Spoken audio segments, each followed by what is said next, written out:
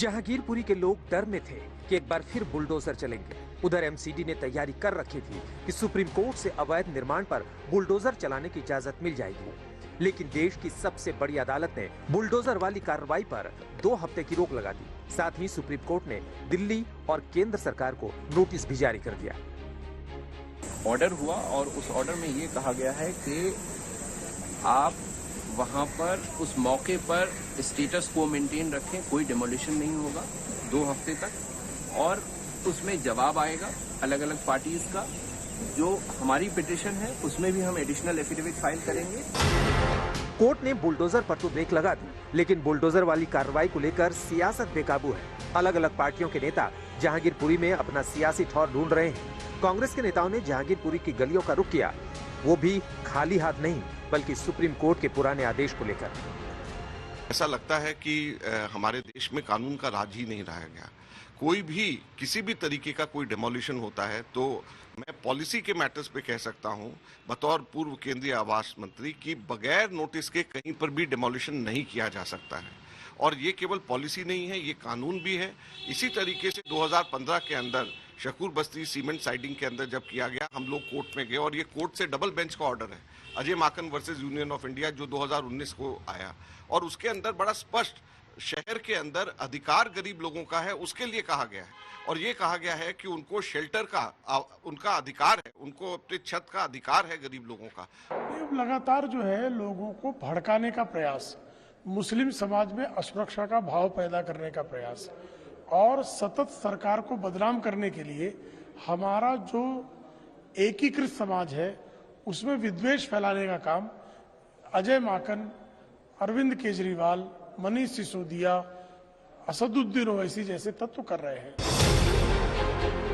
कांग्रेस नेताओं के बाद आम आदमी पार्टी के विधायकों ने जहांगीरपुरी का रुख किया और बीजेपी पर निशाना साध लिया।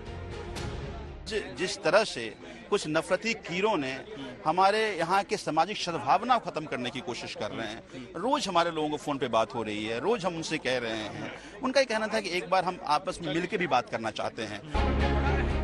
उधर आम आदमी पार्टी के सुप्रीमो और दिल्ली के सीएम केजरीवाल ने दंगों को लेकर कर्नाटक में बिना नाम लिए बीजेपी को घेरा।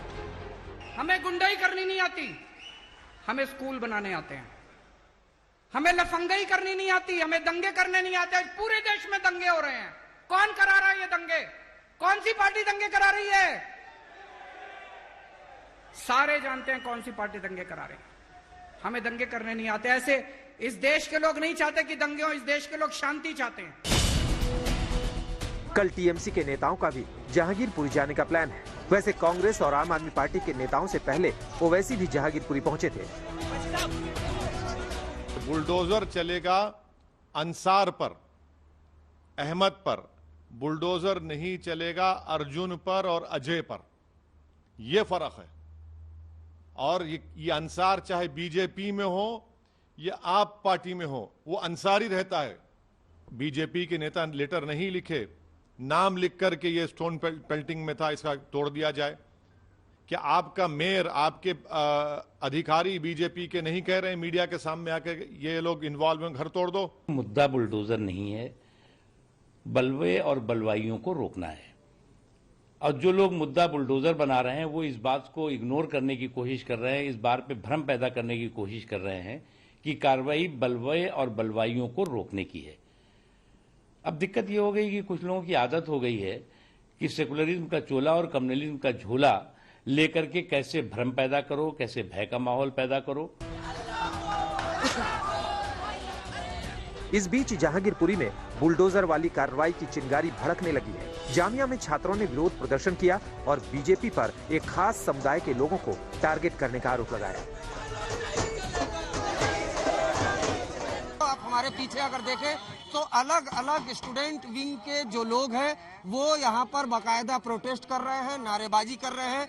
इनका कहना है कि जिस तरीके से बुलडोजर का इस्तेमाल हो रहा है उसको लेकर ये प्रदर्शन है। साथ ही साथ ये जो बुलडोजर है वो खास तौर पे एक वर्ग, विशेष वर्ग यानी मुसलमानों को टारगेट कर रहा है, जिसको लेकर ये विरोध प्रदर्शन है।